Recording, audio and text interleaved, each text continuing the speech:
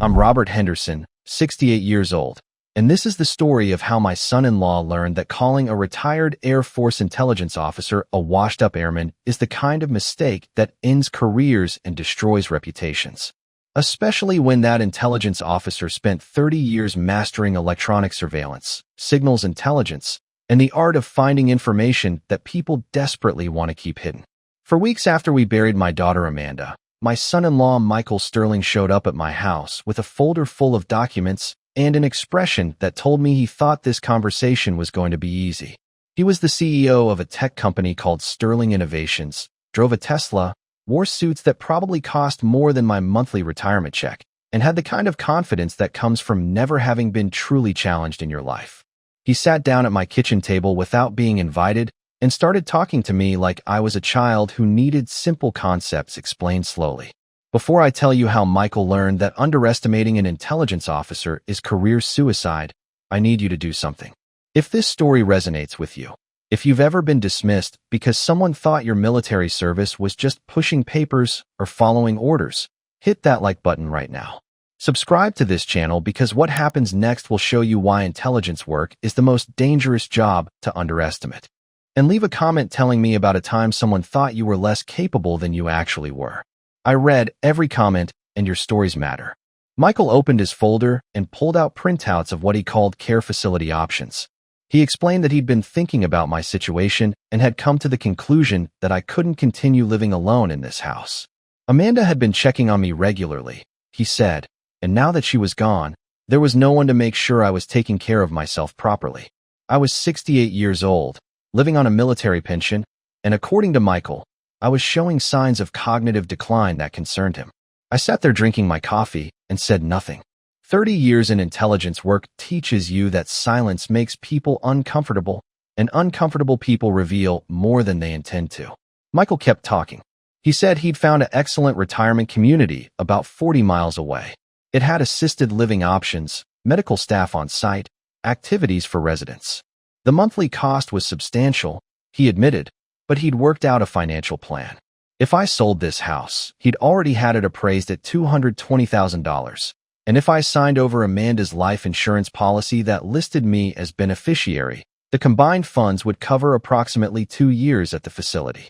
I took another sip of coffee and asked what happened after 2 years. Michael waved his hand dismissively and said we'd figure that out when the time came. Medicaid, probably. The important thing was getting me into a supervised environment now, before something happened. He'd brought the paperwork with him, he said. All I needed to do was sign, and he'd handle all the arrangements. He could have me moved within 3 weeks. Then Michael said something that made my jaw clench even though I kept my expression neutral. He said he knew my Air Force career hadn't left me with much, just a pension and some old equipment in my garage that I really should get rid of. He understood I was proud of my service, but I needed to be realistic. I'd been what, a radar technician? Maybe some kind of maintenance worker? The military had been fine for giving me structure when I was younger, but it hadn't prepared me for managing real-world finances or making complex decisions. That's why I needed professional help now. A radar technician. That's what he thought I'd been. Some enlisted guy who'd stared at screens for 20 years and now lived on a modest pension in a small house. I asked Michael what he knew about my actual Air Force career. He shrugged and said Amanda had mentioned I'd worked with electronics or computers or something. He'd never really paid attention to the details because, honestly, most military jobs were pretty basic technical work. Nothing like the complex business he ran, where he managed millions of dollars in government contracts and cutting-edge technology development. He said this without irony, without any awareness that he was insulting me, while simultaneously revealing information I found extremely interesting. I asked what kind of government contracts his company worked on. Michael's eyes lit up, and he started talking eagerly about Sterling Innovations' success. They'd just landed a major contract with the Department of Defense for communications equipment. $15 million over 3 years. They were also doing work for the Department of Homeland Security, developing surveillance systems. Michael was clearly proud and wanted to brag about his accomplishments to someone, even if that someone was just his washed-up old father-in-law who'd been a radar technician. He pulled out his phone and started showing me pictures of his company's products, sophisticated communications devices, encryption systems, surveillance equipment. He explained how they'd undercut larger defense contractors by streamlining production and using overseas manufacturing for some components. He mentioned partners in Taiwan and Singapore who could produce electronics at a fraction of the cost. He was so busy bragging that he didn't notice me memorizing every detail, every company name, every technical specification he mentioned. Then Michael got back to the reason for his visit. He needed my decision today, he said. The retirement facility had limited availability and he'd put a hold on a room, but he needed confirmation within 48 hours. He slid the papers across the table: power of attorney documents, property sale authorization, insurance beneficiary change forms. He said I should trust him to handle this because business and finance were his expertise, not mine. My expertise had been following orders in the military, and now I needed to follow his guidance for my own good. I looked at those papers for a long moment. Then I looked at Michael and told him no. I wasn't signing anything. I wasn't selling my house. I wasn't going to any facility. This was my home. Amanda had grown up in this house. Her mother had died in the bedroom upstairs 12 years ago. Every memory I had of my family was in these walls, and no one was taking it away from me. Michael's expression changed from patronizing patience to irritation. He said I was being stubborn and irrational, which was exactly the kind of behavior that proved I needed supervised care. He stood up and gathered his papers, his movements sharp with anger. He told me he'd tried to do this the easy way, but if I insisted on being difficult, he'd petition the court to have me declared incompetent. As a successful CEO with medical and legal experts who could testify to my declining state, he'd have no problem convincing a judge that I needed a guardian. And that guardian would be him, which meant he'd have control over all my assets and decisions anyway. He walked to the door, then turned back. He said one more thing that I'll never forget. He said Amanda would be disappointed in me for being so selfish and stubborn. She'd want me to be practical and let him take care of things. After all, she'd understood that between the two of them, Michael was the one who understood how the real world worked. She'd always deferred to his judgment on important matters. That was a lie. I knew it was a lie because 3 months before Amanda died in that car accident, she'd called me crying. She'd discovered that Michael was having an affair with his executive assistant. She'd confronted him, and he'd convinced her it was over, that it had been a mistake. But Amanda hadn't believed him, and she'd been consulting with a divorce attorney, gathering financial records, preparing to leave. Then the accident happened, a drunk driver running a red light, and she died instantly.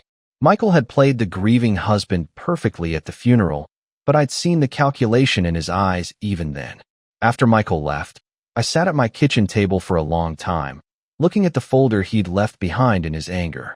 Then I got up and walked into my garage, to the section Michael had called old equipment I should get rid of.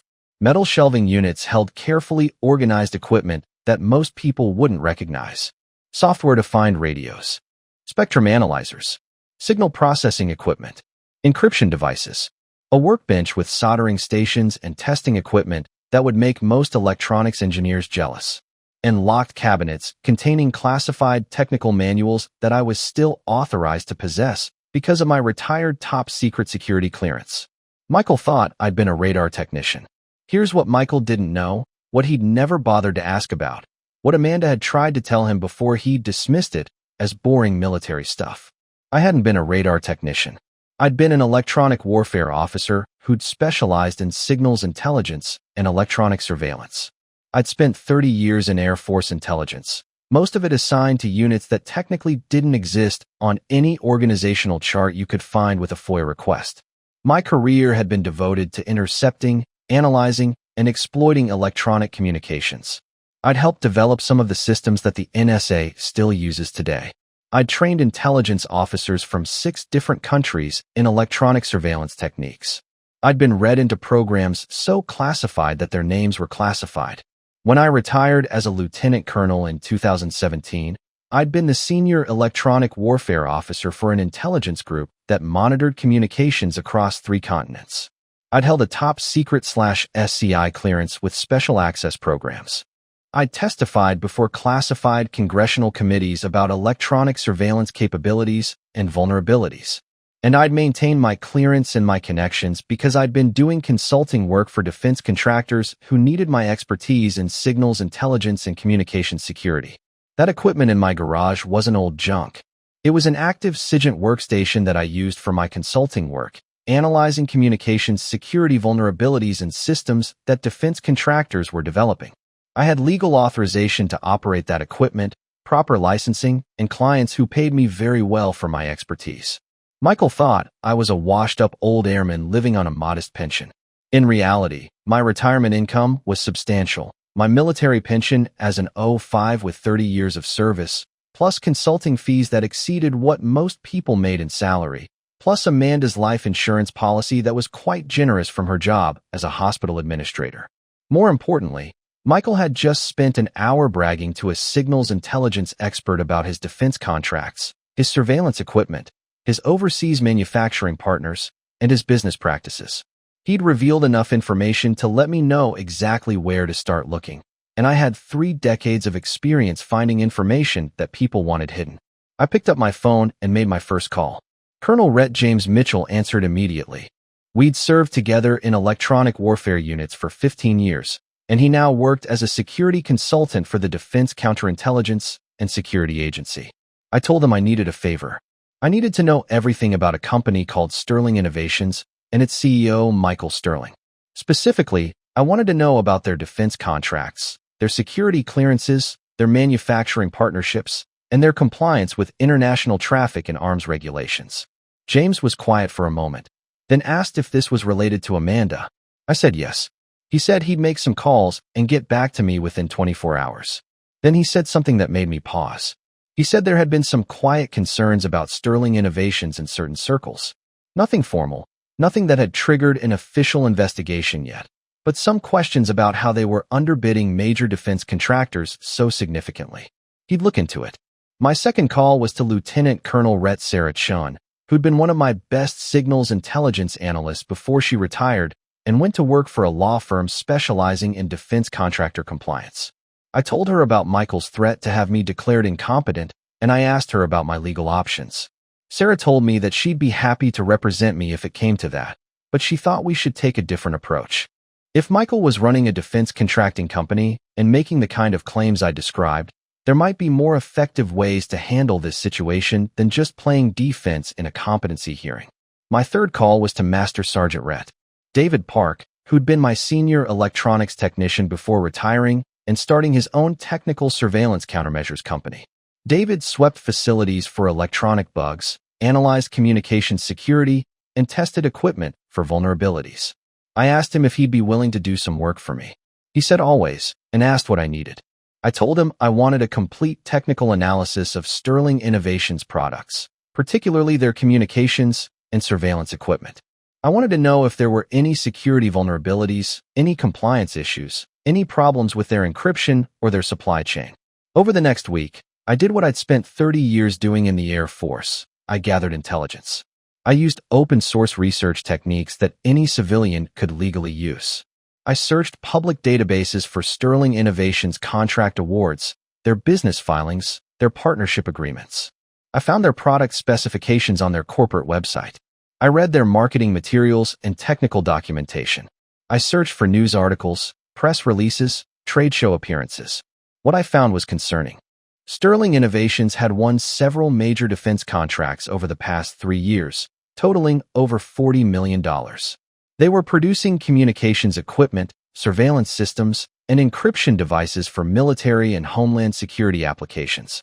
But their prices were 30 to 40% lower than established defense contractors, which had allowed them to win bids despite being a relatively new company with limited track record.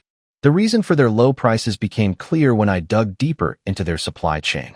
They were using overseas manufacturers, primarily in Taiwan and Singapore, to produce critical components.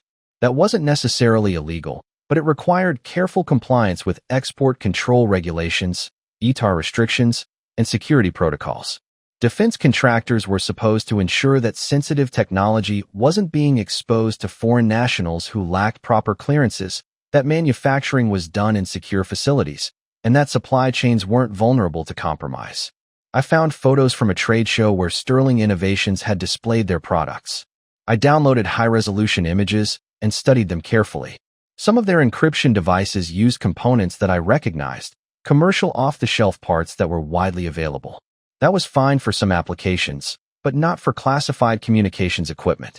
If they were representing these devices as secure for military use while using commercial components without proper security validation, that was a serious problem. James Mitchell called me back after 3 days. He'd talked to contacts at DCSA and at the Defense Contract Management Agency. There were indeed concerns about Sterling Innovations. A routine security inspection 6 months ago had identified some potential issues with their facility security and their personnel clearances, but the findings hadn't been severe enough to trigger immediate action.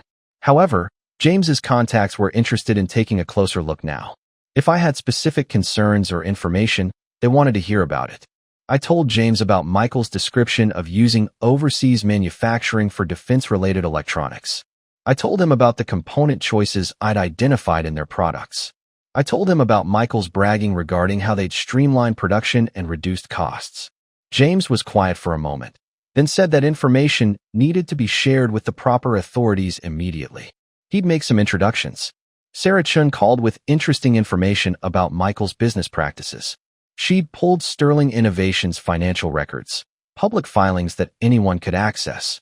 The company was profitable on paper, but the profit margins were thin and the growth had been financed primarily through debt.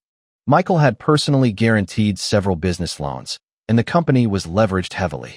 If they lost even one major contract, they could face serious financial difficulties. Sarah said that understanding someone's financial pressures was important because it explained their motivations and their vulnerabilities. David Park called with his technical analysis. He'd obtained samples of Sterling Innovations products. They were commercially available to legitimate buyers and had tested them extensively. His findings were damning. The encryption implementation in their communications devices had serious vulnerabilities. The devices used outdated encryption algorithms that were no longer considered secure by NIST standards. The hardware had components from manufacturers that were on a DCSA watch list for potential supply chain security concerns. And most seriously, David had found what appeared to be an undocumented backdoor in the firmware, a way to access the device's communications that wasn't mentioned in any of the technical documentation. David said that backdoor was the kind of thing you'd see in devices designed for intelligence collection rather than secure communications. Either Sterling Innovations had deliberately built in a vulnerability, which would be illegal if they were selling these as secure communications devices, or they'd been incompetent in their security design, which was disqualifying for defense work. Either way, these devices should not have passed security certification for military use. I asked David how Sterling Innovations had gotten these devices certified. He said that was a very good question, and it suggested either fraud in their certification process or a failure by the certifying authority. Either way, it was serious enough to warrant an investigation. 2 weeks after Michael's visit, I had a comprehensive intelligence package assembled.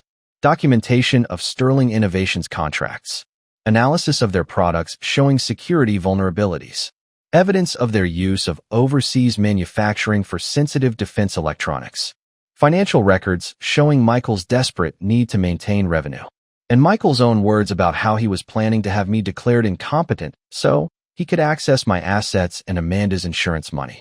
I sat in my garage surrounded by my signals intelligence equipment, the equipment Michael had called old junk I should get rid of, and I thought about Amanda, about how she'd called me 3 months before she died, crying about Michael's affair and his manipulation, about how she'd been planning to leave him but had died before she could, about how Michael had shown up at my house 4 weeks after her funeral to steal from me while calling me a washed-up airman who'd never had a real career. Michael thought intelligence work was boring paper pushing. He thought electronic surveillance was just staring at radar screens. He thought retired military officers were simple men living on modest pensions who could be easily controlled and manipulated. He was about to learn what 30 years of Air Force intelligence training actually meant. He was about to learn that the most dangerous enemy is the one you don't see coming, the one who's been watching and listening and gathering information while you thought you were safe. I picked up my phone and started making calls to people with titles like Special Agent and Inspector General and Defense Security Officer. Michael Sterling had no idea that his washed-up old father-in-law was about to become the most serious threat his company had ever faced. The mission was beginning. And in intelligence work, once you become a target, you rarely see the attack coming until it's already too late. The morning after assembling my intelligence package, I woke at 0500 the way I'd done for 30 years in the Air Force. Some habits become permanent when you spend 3 decades in military service. I made coffee, went through my morning routine, and sat down at my workstation in the garage to begin the systematic investigation that would either prove Michael Sterling was running a fraudulent operation or clear him completely. In intelligence work, you follow the evidence wherever it leads, even if you have personal feelings about the target. My first task was establishing a timeline. I pulled up the public contract awards database and started documenting every contract Sterling Innovations had won over the past 4 years. Defense contracts are matters of public record. The amounts, the dates, the contracting agencies, the general scope of work. What's not public is the detailed technical specifications and the security classifications. But you'd be surprised how much you can learn from publicly available information if you know where to look and how to interpret what you find. Sterling Innovations' first defense contract had been awarded 3 years ago, a relatively small communications equipment contract with the Army for $2 million. That had been followed 6 months later by a larger contract with DHS for surveillance systems. Then the contracts had grown progressively larger and more frequent. In the past year alone, Michael's company had won $15 million in new defense work. For a company that was only 5 years old and had fewer than 30 employees, that was remarkable growth. Too remarkable.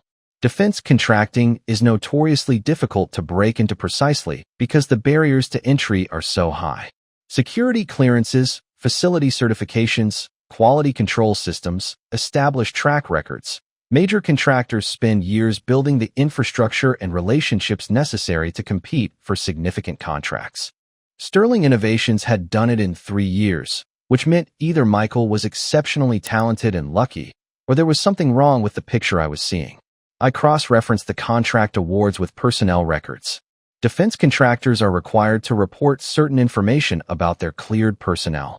Sterling Innovations had surprisingly few people with active security clearances. Only 8 employees held secret or top-secret clearances.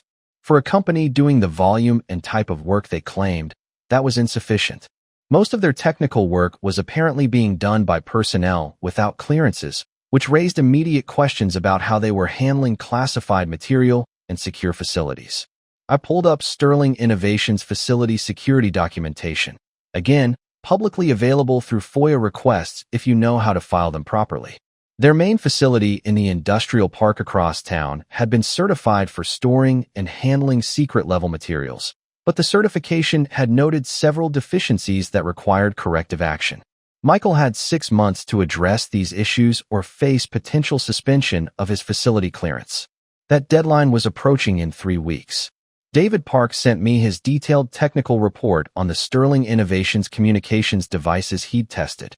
The report was 40 pages of technical analysis, but the conclusion was devastating. The devices claimed to provide encrypted communications suitable for military use, but the encryption implementation was fundamentally flawed.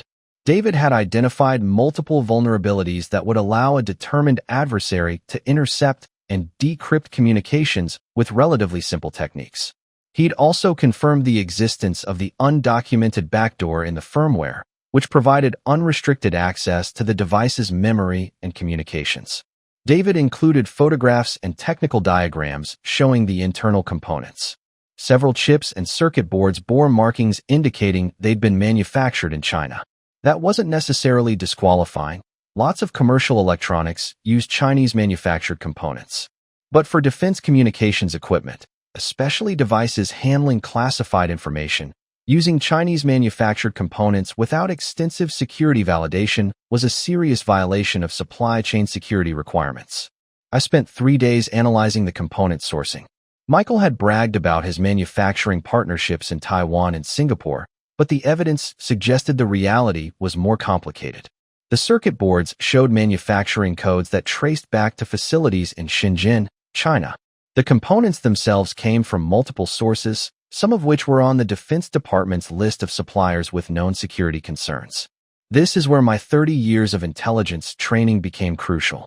In signals intelligence work, you learn to follow the technical evidence and understand what it reveals about capabilities, intentions, and operations. Those circuit boards told a story. They told me that Sterling Innovations was either deliberately using prohibited suppliers to reduce costs, or Michael's oversight of his supply chain was so inadequate that he didn't know where his components actually came from. Either scenario was disqualifying for defense work. James Mitchell called me with an update. He'd shared my concerns with contacts at DCSA, the Defense Counterintelligence and Security Agency, and they'd opened a preliminary inquiry into Sterling Innovations. This wasn't yet a formal investigation, but it meant that security officers were taking a closer look at the company's practices. James said the undocumented backdoor in the communications devices was particularly concerning because it suggested either intentional compromise or gross negligence in security engineering. James also told me something interesting. 6 months ago, a security officer doing a routine inspection at Sterling Innovations had noted concerns about foreign national access to sensitive areas and about inadequate controls on technical data. Those concerns had been documented but hadn't triggered immediate action because they'd been classified as administrative deficiencies rather than security violations. But now, with new information suggesting potential supply chain compromise and product vulnerabilities, those earlier concerns were being reviewed with fresh eyes. Sarah Chun, my attorney contact, called with information about Michael's financial situation. She'd done deeper digging into Sterling Innovations' financing structure.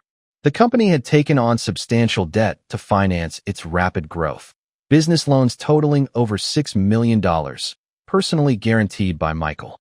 The loan covenants included requirements to maintain certain revenue levels and profit margins. If Sterling Innovations lost any major contracts or faced penalties that affected their revenue, they could default on the loans. And personal guarantees meant Michael would be personally liable for millions in debt if the company failed. Sarah said this explained Michael's desperation to get control of my assets. If his company was facing potential security violations that could cost him his contracts, he needed alternative sources of money immediately. My house plus Amanda's insurance money would give him roughly $300,000, enough to make loan payments and buy time, but nowhere near enough to save a failing company. More interesting, Sarah had discovered that Michael had taken out a substantial life insurance policy on Amanda 2 years ago. The policy was for $500,000, with Michael as beneficiary. Combined with Amanda's work-provided life insurance, $100,000 that listed me as beneficiary, Michael stood to gain significant money from my daughter's death. The timing was notable. Michael had taken out that policy shortly after Sterling Innovations had started encountering security compliance issues. Sarah said we should look very carefully at the circumstances of Amanda's death. That suggestion made my blood run cold. Amanda had died in a car accident. A drunk driver had run a red light and hit her car broadside. The driver had been arrested, had pled guilty to vehicular manslaughter, and was serving time. There had been no question about what happened. But Sarah's point was valid. We should verify that the accident was exactly what it appeared to be, because Michael had substantial financial motives and a pattern of unethical behavior. I called James Mitchell back and asked if his contacts could look into the accident investigation. James was quiet for a moment, then said he'd reach out to some people. 2 days later, he called back. The accident investigation had been straightforward. Witnesses, traffic camera footage, toxicology showing the other driver was severely intoxicated. There was no evidence of anything suspicious. The drunk driver had a history of DUIs and had been driving on a suspended license. It appeared to be a tragic accident, nothing more. I felt relief at that confirmation, even as I felt guilty for having entertained any doubts. 3 weeks after Michael's visit to my house, I received a certified letter from an attorney named Gregory Phillips. The letter informed me that his client Michael Sterling was filing a petition to have me evaluated for competency. The letter cited concerns about my age, my living situation, my ability to manage finances, and alleged incidents of confusion and memory problems.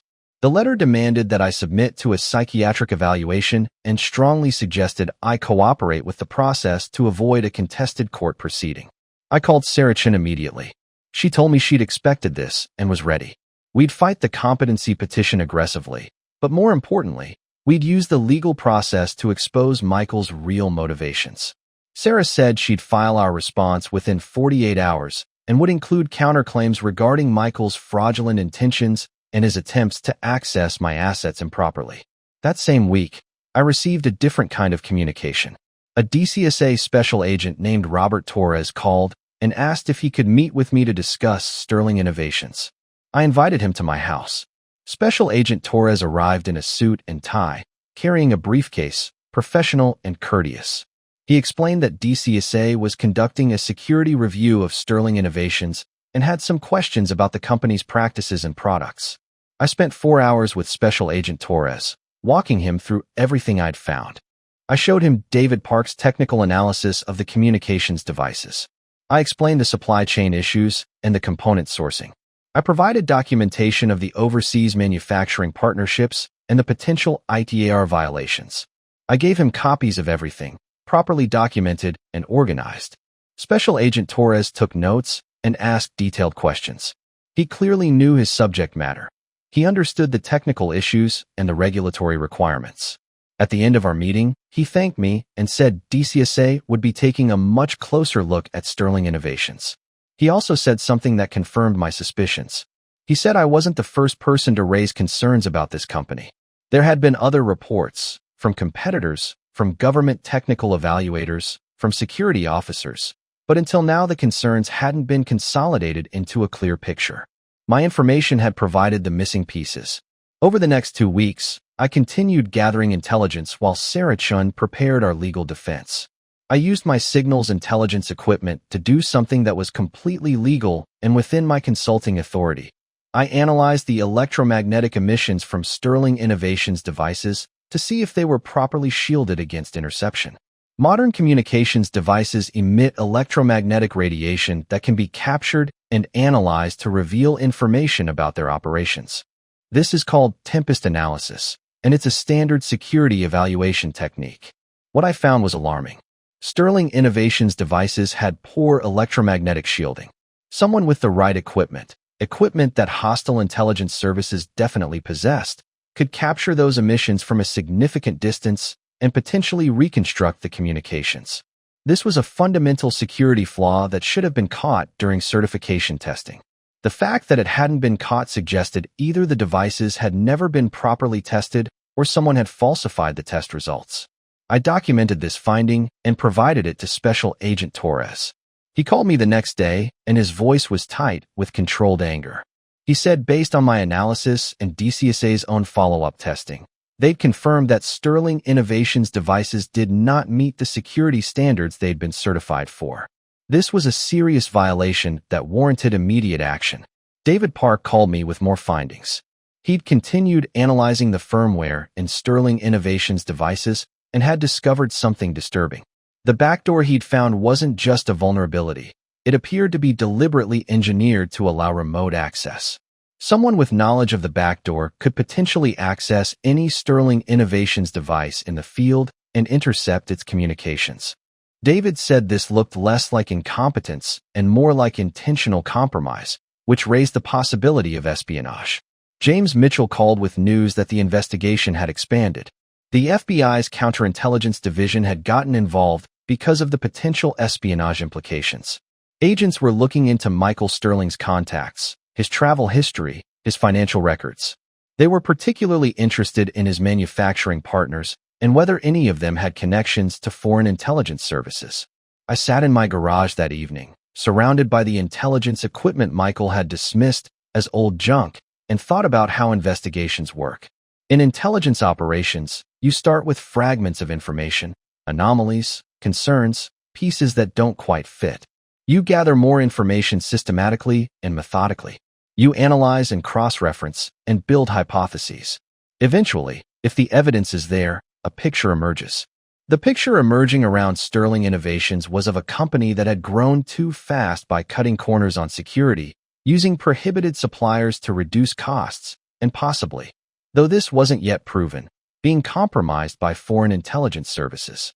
Michael Sterling had built what looked like a successful defense contracting company, but underneath the surface it was rotten with security violations and fraudulent practices. And now Michael was trying to have me declared incompetent so he could steal my money to prop up his failing company. He'd called me a washed-up airman, a former radar technician who didn't understand the real world. He'd dismissed my 30 years of intelligence work as boring technical drudgery. What Michael hadn't understood was that intelligence work isn't about dramatic confrontations or obvious displays of power. It's about patience and systematic investigation. It's about finding the vulnerabilities and exploiting them methodically. It's about building an airtight case before you ever let the target know they're under investigation. Michael had been so confident when he'd sat at my kitchen table and bragged about his success. He'd revealed information to someone he saw as harmless, a washed-up old airman who'd never understand the complexity of real business. He hadn't realized he was briefing a trained intelligence officer who knew exactly how to use that information. For weeks after Michael's visit, I received notification that DCSA had suspended Sterling Innovations facility security clearance pending investigation. This meant the company could no longer access, store, or handle classified materials. All their active defense contracts were frozen until the security issues were resolved. Michael's revenue stream had just been cut off completely. Sarah Chun called me that afternoon. She said Michael's attorney had contacted her asking to discuss a settlement. Michael wanted to drop the competency petition if I'd agree not to pursue any claims against him. Sarah had told them absolutely not. We weren't settling anything, and in fact we'd be filing our own legal actions soon. That evening, I got a call from Michael himself. His voice was strained and angry. He demanded to know what I'd done, what I'd told the government, why his company was being investigated. I said calmly that I'd simply provided factual information to the appropriate authorities when they asked questions. I'd shared technical analysis of his products, information about his business practices, and documentation of his supply chain. All true, all verified, all legally obtained. Michael said I'd destroyed his company out of spite, that I was a bitter old man who couldn't accept that he was successful. I asked him if his products actually met the security standards they'd been certified for. He went silent. I asked if he'd properly vetted his supply chain and ensured compliance with ITAR restrictions. More silence. I asked about the backdoor in his communications devices. He hung up. I sat there holding my phone, thinking about Amanda and how she'd discovered Michael's true character before she died. Thinking about how Michael had tried to steal from me while my daughter was barely cold in the ground. Thinking about how he'd dismissed my career and my capabilities because he'd never bothered to learn who I actually was. The investigation was still unfolding. The FBI was involved now, and their resources and authority went far beyond anything I could do alone. But I'd done my part. I'd provided the intelligence that started the investigation. I'd used the skills I'd developed over 30 years of service to expose a fraud who'd threatened me, insulted my career, and tried to profit from my daughter's death. In 2 weeks, we'd be in court for the competency hearing. Michael had no idea what was waiting for him there. He thought this was going to be about whether an old man could manage his own affairs. He didn't understand it was going to be about his fraudulent business practices, his security violations, and his desperate attempts to steal assets to prop up a failing company. The intelligence picture was complete. The analysis was done. Now came the execution phase of the operation. And in 30 years of intelligence work, I'd never failed to accomplish a mission once I'd completed the preparation. The county courthouse was busy on the morning of the competency hearing, with lawyers and clients moving through the marble hallways carrying briefcases and speaking in hushed tones about their various cases. I arrived at 0800 wearing a suit and tie, accompanied by Sarah Chun and carrying a briefcase full of documentation. I debated wearing my Air Force uniform but decided against it. This wasn't about military pageantry. This was about demonstrating competence through evidence and preparation. Sarah had her own briefcase, substantially larger than mine, containing what she called our offensive materials. The competency hearing was scheduled for 0930, but we'd arrived early to prepare. Sarah reviewed our strategy one final time. Michael's attorney would present their case that I was incompetent and needed a guardian. We'd demolish that case with psychiatric evaluations, financial records, and testimony. Then we'd go on the offensive, presenting evidence of Michael's true motivations and his fraudulent business practices. Sarah expected the hearing to take most of the day. At 0900, Michael arrived with his attorney Gregory Phillips. Michael looked stressed and tired, with dark circles under his eyes and a tension in his shoulders that hadn't been there a month ago. Phillips was a middle-aged attorney with expensive clothes and a briefcase that probably cost more than my monthly pension. They took seats at the opposite table and Phillips immediately started arranging his documents with theatrical precision, trying to project confidence. Sitting in the gallery behind our table were 4 people in business suits. Colonel Rhett James Mitchell, who'd flown in from Virginia. Lieutenant Colonel Rhett Sarah Chin's investigator, a former Air Force OSI agent named Mark Williams. David Park, my electronics expert. And Special Agent Robert Torres from DCSA, who wasn't testifying but whose presence sent a clear message about the government's interest in this case. Michael saw them, and his face went pale. He leaned over and whispered urgently to his attorney. Phillips glanced back, looked confused, and shook his head. Judge Ellen Crawford entered at 09:30 exactly. She was in her early 60s with short gray hair and sharp eyes that immediately assessed everyone in the courtroom. According to Sarah, Judge Crawford was known for being extremely intelligent, completely intolerant of nonsense, and protective of elderly people's rights. She'd dismissed several questionable guardianship petitions in the past when she'd suspected ulterior motives. The bailiff called the case. In the matter of the competency of Robert Henderson, petitioner Michael Sterling. Judge Crawford looked at both tables, then at the documents in front of her. She told Phillips to present his case. Phillips stood and launched into his argument. His client Michael Sterling was the surviving spouse of my daughter Amanda Henderson Sterling. During his marriage, Phillips said, Michael had observed concerning changes in my behavior and cognitive function. I was 68 years old, living alone, and according to Michael had shown signs of confusion, memory problems, and poor judgment. Michael was concerned for my safety and well-being and believed I needed supervised care. Phillips presented medical records showing my age and routine health conditions. High blood pressure, arthritis, nothing unusual for a man in his late 60s. He tried to present Amanda's death certificate, suggesting I'd lost my primary support system. He attempted to introduce second-hand accounts of incidents where I'd supposedly been confused or forgetful, all based on what Michael claimed to have observed. Judge Crawford interrupted and asked if he had any direct medical evidence of incompetence, psychiatric evaluations, cognitive testing, documented medical diagnoses of dementia or cognitive decline. Phillips admitted he did not, but argued that Michael's observations as a family member who cared about my welfare should be given significant weight. Judge Crawford looked skeptical but told Phillips to continue. Phillips then argued that my financial situation was concerning. I was living on a military pension and had limited assets, just a modest house and some savings. I couldn't afford proper medical care or the kind of assisted living that would ensure my safety. Michael had generously offered to help manage my affairs and arrange appropriate care, but I'd refused to cooperate, which Phillips suggested was evidence of impaired judgment. When Phillips sat down, Judge Crawford turned to our table. Sarah Chun stood up, and her presentation was methodical and devastating. She started by introducing herself and explaining that she specialized in veterans' rights and elder law. She gestured to me and stated for the record that Robert Henderson was a retired Air Force lieutenant colonel with 30 years of honorable service, most of it in intelligence positions requiring the highest security clearances. Far from being confused or incompetent, I was a highly educated professional who'd successfully managed complex operations and sensitive information throughout my career.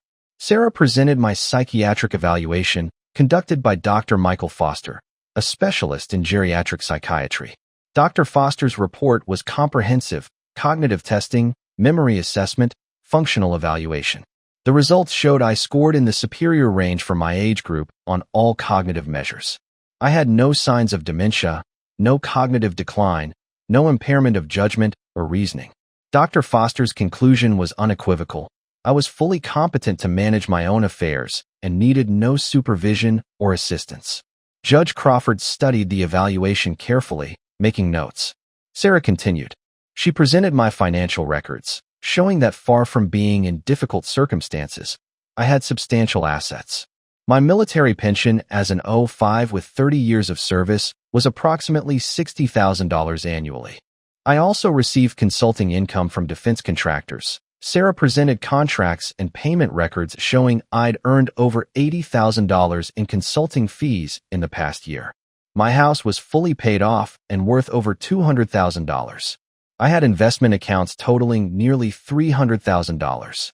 My total net worth exceeded $600,000, and I'd been successfully managing these assets for years with no assistance. Sarah called me to the stand. Judge Crawford asked me to describe my daily routine. I explained that I woke at 0500 each morning, maintained my home and yard, operated a home-based consulting business in signals intelligence and communication security, volunteered at the local Veterans Center, and maintained an active social life through the VFW and professional organizations. I described my consulting work in detail, analyzing communications security vulnerabilities for defense contractors, writing technical reports, testifying as an expert witness in security cases. Judge Crawford asked about my military career. I explained my 30 years in Air Force intelligence, my specialization in electronic warfare and signals intelligence, my various assignments, and increasing levels of responsibility. I mentioned my security clearances. I still held a top-secret clearance that was current and active because of my consulting work. Judge Crawford looked impressed. She asked if I had any health problems. I said I had well-controlled high blood pressure and some arthritis, both managed with medication, neither affecting my ability to function independently. She asked about my relationship with Michael. I told her honestly. Michael had been married to my daughter for 6 years. I'd always found him arrogant and dismissive, particularly regarding my military service. After Amanda died, Michael had shown up and tried to pressure me into signing over my house and my daughter's life insurance money, claiming I needed to be in a care facility. When I refused, he filed this petition. I believed his motivation was entirely financial, not concern for my welfare. Judge Crawford asked if I had any evidence of Michael's financial motivations. Sarah stood and said we had extensive evidence we'd like to present. Judge Crawford told her to proceed, and Sarah's presentation shifted from defense to offense. Sarah presented Michael's business financial records, showing Sterling Innovations was heavily leveraged with over $6 million in debt. She presented the loan covenants that required maintaining certain revenue levels and showed that Michael was personally liable for those loans. Then she dropped the first bomb. She presented documentation showing that DCSA had suspended Sterling Innovations facility security clearance 3 weeks ago, which meant all their defense contracts were frozen and their revenue had stopped completely. Phillips jumped up objecting, saying Sterling Innovations' business issues were irrelevant to my competency. Judge Crawford overruled him. She said Michael's financial situation and motivations were absolutely relevant to assessing whether this petition was filed in good faith or for improper purposes. She told Sarah to continue. Sarah presented evidence of Michael's affair, emails and text messages that Amanda had saved before she died, showing Michael's relationship with his executive assistant. She presented Amanda's documentation showing she'd been planning to divorce Michael. She presented the life insurance policy Michael had taken out on Amanda 2 years ago for $500,000, shortly after his company had started encountering security compliance problems. Then Sarah called Special Agent Robert Torres to the stand. Phillips objected strenuously, but Judge Crawford allowed it. Torres identified himself as a DCSA special agent and explained that his agency was responsible for ensuring defense contractors maintained proper security. He testified that DCSA had opened an investigation into Sterling Innovations based on information received about potential security violations. Sarah asked what kind of violations. Torres said the investigation was ongoing, so he couldn't discuss all details, but he could confirm that Sterling Innovations products had been found to have serious security vulnerabilities. Communications devices that were supposed to provide secure encrypted communications had fundamental flaws that would allow interception. The devices used components from suppliers with known security concerns. Most seriously, the devices contained what appeared to be a deliberately engineered backdoor that would allow unauthorized access. Sarah asked if these violations would affect Sterling Innovations' ability to maintain defense contracts. Torres said absolutely. The facility security clearance had been suspended, which meant the company could not continue working on classified contracts. The suspension would remain in place until the security issues were fully investigated and resolved, which could take months or years. Given the severity of the violations, it was possible Sterling Innovations' clearance would be permanently revoked. Judge Crawford asked Torres directly if Mr. Sterling's company was facing potential criminal charges. Torres said he couldn't comment on ongoing investigations, but he could say that cases involving deliberate security violations or potential compromise of classified systems were often referred to the FBI for criminal investigation. Sarah then called David Park to the stand. David explained his background as a retired Air Force electronics technician and his current work in technical surveillance countermeasures. He testified about his analysis of Sterling Innovations products, describing the security flaws in technical detail. He showed photographs of the internal components and explained how several were from Chinese manufacturers on the Defense Department's watch list. He described the backdoor in the firmware and demonstrated how it could be exploited. Phillips tried to discredit David by suggesting he was biased because he was my friend. David said calmly that he'd conducted his analysis using standard industry methods, and his findings could be independently verified by any qualified electronic security expert. In fact, DCSA's own testing had confirmed his findings. Sarah presented Torres's report showing that government testing had found the exact same vulnerabilities David had identified. Then Sarah called James Mitchell. James explained his background as a retired Air Force colonel who'd specialized in electronic warfare and now consulted on defense security matters. He testified that based on his review of Sterling Innovations practices, the company had systematically violated security requirements. They'd used overseas manufacturing without proper oversight. They'd failed to properly vet their supply chain. They'd obtained security certifications for products that didn't meet the required standards. James said in his professional opinion, these weren't accidental oversights. They represented a pattern of deliberately cutting corners to reduce costs and win contracts. Judge Crawford listened intently, taking detailed notes. When James finished, she turned to Michael and asked him to take the stand. Michael stood reluctantly and walked to the witness box. He looked trapped and angry. Judge Crawford didn't waste time with gentle questions. She asked Michael directly when he'd first become concerned about my competency. Michael stammered that it had been gradual over the past year. She asked for specific incidents. Michael described vague examples, times when I'd supposedly been forgetful or confused, but his examples were unconvincing, and when pressed for details, he couldn't provide them. Judge Crawford asked about his visit to my house 4 weeks ago. Michael admitted he'd brought documents for me to sign. She asked what those documents were. Michael said they were to arrange for my care in a supervised facility and to help manage my finances. Judge Crawford asked if the documents included transferring ownership of my house. Michael hesitated, then admitted yes. She asked about Amanda's life insurance policy. Michael said that policy should rightfully go to him as Amanda's husband, not to me. Judge Crawford's expression hardened. She asked about Sterling Innovations' security violations. Michael tried to claim those were just administrative issues being blown out of proportion by bureaucrats. Judge Crawford asked about the backdoor in his product's firmware. Michael claimed he didn't know about that his engineers must have made a mistake. She asked about using Chinese manufacturers for defense electronics. Michael said lots of companies use overseas manufacturing to stay competitive. Judge Crawford asked about the life insurance policy he'd taken out on Amanda. Michael said it was standard financial planning. She asked if Amanda had known about it. Michael admitted she hadn't. Judge Crawford asked if he'd been having an affair while married to Amanda. Michael's face went red, and he said his personal life wasn't relevant.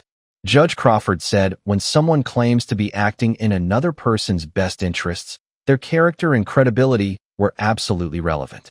She asked again, had he been unfaithful to Amanda? Michael finally admitted yes. Then Judge Crawford asked the most damning question. She asked Michael if he'd known his company was facing security violations that would cost him his contracts when he filed this competency petition. Michael tried to deny it, but Sarah presented emails showing Michael had been notified of the DCSA preliminary inquiry 2 days before he'd come to my house.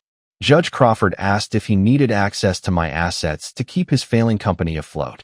Michael's shoulders sagged, and he didn't answer. Judge Crawford told him to step down. Her expression was cold and angry. She said she'd heard enough and was ready to rule. Phillips tried to argue that he had more witnesses, but Judge Crawford cut him off. She said she'd seen more than enough to make her decision. She looked directly at Michael, and her voice was harsh. She said in her 15 years presiding over guardianship cases, she'd seen many situations where family members genuinely needed help managing their affairs. This was not one of those cases. This was a transparent attempt by a man facing financial ruin and potential criminal charges to steal assets from a fully competent veteran who'd served his country with distinction. Judge Crawford said the evidence showed I was not only competent, but was functioning at an exceptionally high level. I held an active top-secret security clearance, operated a successful consulting business, managed substantial assets, and had the cognitive function of someone decades younger. The only evidence of incompetence was vague, unsupported claims by Mr. Sterling, who had obvious and overwhelming financial motivations to gain control of my assets. She said she was denying the petition in its entirety. Furthermore, she was ordering Mr. Sterling to pay my attorney's fees as sanctions for filing a frivolous and malicious petition.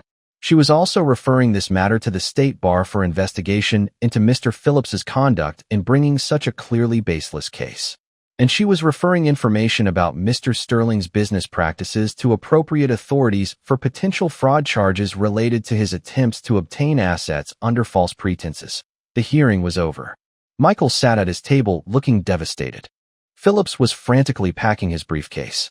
Saracen shook my hand and told me we'd won completely and decisively. The weeks following the hearing brought consequences for Michael Sterling that extended far beyond losing the competency case.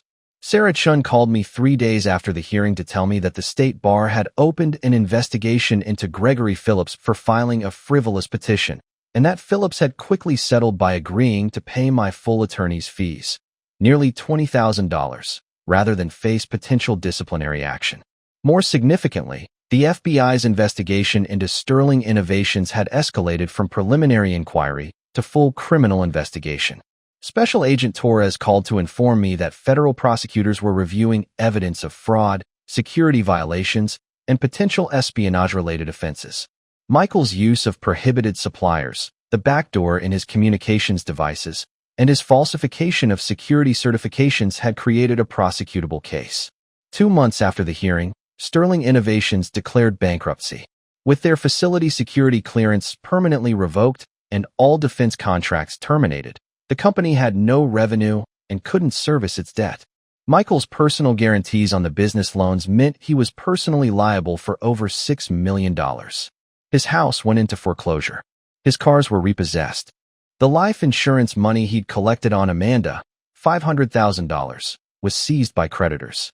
6 months after the hearing, Michael Sterling pleaded guilty to federal charges of fraud and security violations in exchange for a reduced sentence. He received 4 years in federal prison and was ordered to pay restitution, though his bankruptcy meant actual collection was unlikely. His reputation in the defense industry was permanently destroyed. I continued living in my house, the house Michael had tried to steal. I continued my consulting work, now with enhanced credibility after my role in exposing a compromised defense contractor. My security clearance remained active. My financial situation remained strong. I used Amanda's life insurance money, the $100,000 she'd designated for me, to establish a scholarship fund in her name at her alma mater, providing assistance to students studying hospital administration. It felt like the right way to honor her memory. I'm Robert Henderson, 69 years old now. I'm a retired Air Force lieutenant colonel who spent 30 years in intelligence work. I'm a father who lost his daughter but protected her legacy. I'm a veteran who proved that intelligence training and experience don't expire with age. They just become more refined and more dangerous to anyone foolish enough to underestimate them. Michael Sterling called me a washed-up airman and tried to steal from me while dismissing my career as meaningless technical work. He learned that intelligence officers are trained to gather information, analyze vulnerabilities, and execute operations with precision.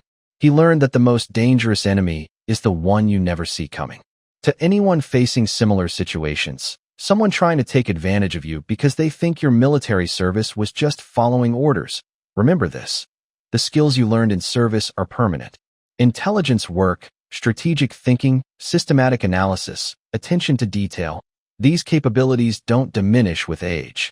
They improve with experience. Stand your ground. Use your training. Trust your brothers and sisters who served with you. And never let anyone make you believe your service was anything less than preparation for a lifetime of capability and strength. Semper vigilance. Always vigilant. The mission never ends.